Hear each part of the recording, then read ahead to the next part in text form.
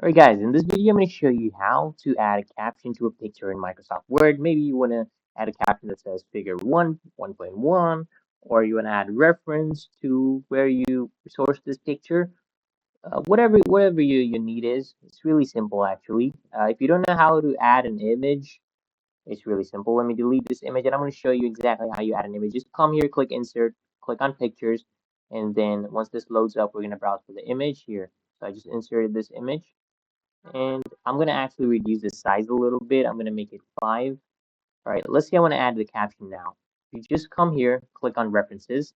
So we want to add a caption. Just click on add caption. Then you write whatever you want to add.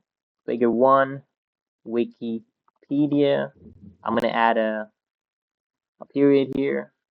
Boom. It's literally that simple. You can format it. You can mess around with it. Yeah, it's really that easy, guys. All right, here. You can format it, mess around with it. Try it out, and yeah, it's literally that easy, literally that simple, guys. If you like the video, make sure you like it, comment. If it helps, maybe you can subscribe.